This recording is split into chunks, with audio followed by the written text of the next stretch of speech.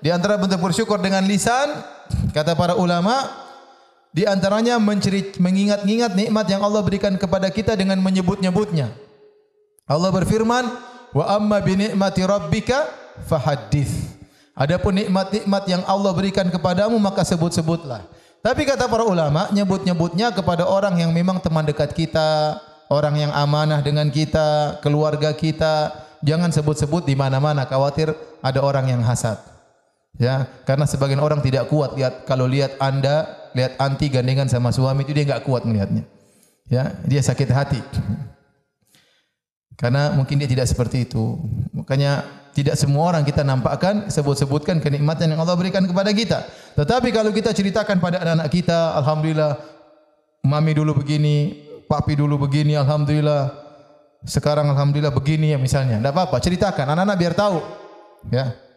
Anak biar tahu, ceritakan pada kawan dulu saya begini, alhamdulillah Allah kasih saya hidayah. Itu namanya nyebut-nyebut nikmat. Karena kita sering lupa. Kenapa Allah suruh kita nyebut-nyebut nikmat? Kita ucapkan, bukan cuma kita renungkan, kita ucapkan. Saya cerita sama kawan-kawan, alhamdulillah dulu. Para sahabat juga gitu, mereka kadang ngobrol di masjid, dalam hadis disebutkan Nabi sedang zikir setelah salat subuh, para sahabat ngobrol tentang jahiliyah mereka. Mereka sambil tertawa. Nabi lewat dan Nabi hanya tersenyum. Jadi cerita tentang bagaimana jahiliyah dahulu, kita dulu begini, alhamdulillah kasih kita kenikmatan. Itu membuat kita pandai bersyukur kepada Allah Subhanahu wa taala. Ya. Bagaimana kita dahulu, sekarang alhamdulillah. Sebut-sebut nikmat. Tapi tadi syaratnya hanya kita sebutkan kepada orang-orang yang bisa kita percayai. Adapun kepada orang yang kita tidak percayai atau kepada publik maka tidak usah kita sebut-sebutkan. Kita sebutkan saja secara global, enggak usah detail. Ya. Karena tadi saya katakan banyak orang tidak kuat melihat nikmat yang kita rasakan. Ya. Ya, karena sebagian orang sedikit dapat nikmat kemudian selfie kemudian share. Beli mobil baru selfie kemudian share. Dapat istri baru selfie kemudian apa? Share. Rumah baru selfie share. Semuanya yang safar ke sana selfie share. Pergi ke luar negeri selfie share. Makan makanan enak selfie share. Semuanya di selfie, semuanya di share.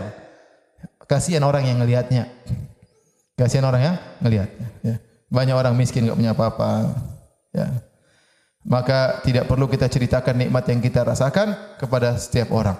Kemudian syaratnya kita menceritakan nikmat tersebut bukan untuk sombong dan untuk angkuh, tapi untuk tawadhu di hadapan Allah Subhanahu wa taala. Karena cara kita menceritakan nikmat, sebut nikmat itu ada dua. Ada orang yang cerita-cerita kebaikan yang dia dapatkan dengan sombong, ada.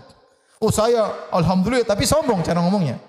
Saya punya rumah, saya punya mobil, saya punya ini, saya punya anu, ya. Saya baru alhamdulillah tas baru. Suami saya belikan saya tas baru, suami saya belikan saya sepatu baru. Tapi cara ngomongnya kelihatan pamer. Kelihatan dia pamer. Nah, kalau dia cerita kenikmatan yang didapatkan dengan posisi pamer, dia berdosa berarti. Tapi maksudnya dia ceritakan nikmat tersebut yang dimaksud wa amma bi ni'mati rabbika fahaddits. Adapun nikmat-nikmat Rabbmu maka sebut-sebutkan, artinya kau sebutkan dengan tawadhu. Alhamdulillah, ya alhamdulillah, kemarin alhamdulillah saya dibelikan ini, alhamdulillah. Syukur banget sama Allah Subhanahu wa taala. Misalnya, tawadhu di hadapan Allah bahwasanya semua yang kau dapatkan nikmat dari Allah Subhanahu wa taala. Ya. Alhamdulillah dapat begini, alhamdulillah. Jadi kita cerita kepada sebagian orang tertentu yang kita tahu dia baik sama kita dan kita pun ceritakan dalam kondisi kita tawadhu bukan untuk sombong dan angkuh. Karena menyebut-nyebut kebaikan terkadang itu dalam kondisi sombong, pamer dan angkuh.